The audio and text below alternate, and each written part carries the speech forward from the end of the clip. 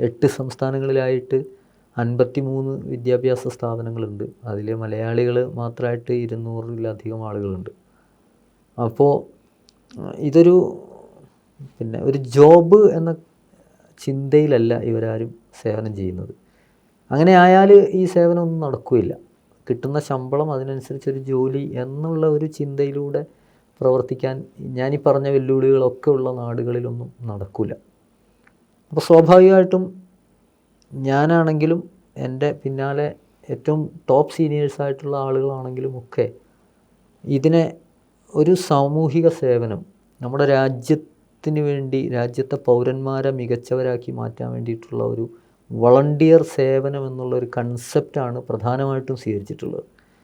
അപ്പോൾ അങ്ങനെയുള്ളൊരു സർവീസ് ചെയ്യുന്ന മെമ്പേഴ്സ് പരസ്പരമുള്ള ബന്ധം, ഹൈറാർക്കിയും കാര്യങ്ങളും ഒക്കെ ഉണ്ട്. അഡ്മിനിസ്ട്രേറ്റീവ് ലെവലിൽ അത് ആവശ്യമായ രൂപത്തിലുള്ള പൊസിഷൻസ് ഉണ്ട്, കാര്യങ്ങളൊക്കെ ഉണ്ട്. എങ്കിൽ പോലും അതൊക്കെ അതിൻ്റെ വഴിക്ക് മാത്രമാണ്. അതിനപ്പുറം ഒരു ഫാമിലി എന്നുള്ള ആ ഒരു കാഴ്ചപ്പാടും ആ ഒരു ബന്ധവും അതിലിപ്പോൾ സത്യത്തിൽ എൻ്റെ തൊട്ട് താഴെയുള്ള ആൾ മുതൽ ഇങ്ങോട്ടേക്ക് പുതിയ ആളുകൾ വരെ നിങ്ങൾ പറഞ്ഞ രൂപത്തിൽ ആണ് എന്നെ അഭിസംബോധന ചെയ്യാറുള്ളത്.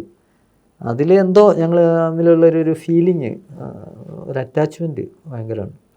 അതുകൊണ്ട് തന്നെ ആ ഒരു പ്രവർത്തനത്തിൻ്റെ ഒരു ആനന്ദം, ഒരു മനസ്സറിഞ്ഞ ഒരു സാറ്റിസ്ഫാക്ഷൻ എനിക്കും കിട്ടുന്നുണ്ട്, അതുപോലെ തന്നെ അവർക്കും കിട്ടുന്നുണ്ട്. അത് ഈ വിജയത്തിൻ്റെ ഈ ഒരു മുന്നേറ്റത്തിൻ്റെ വലിയൊരു ഘടകമാണ്, ഒരു കാരണമാണ്.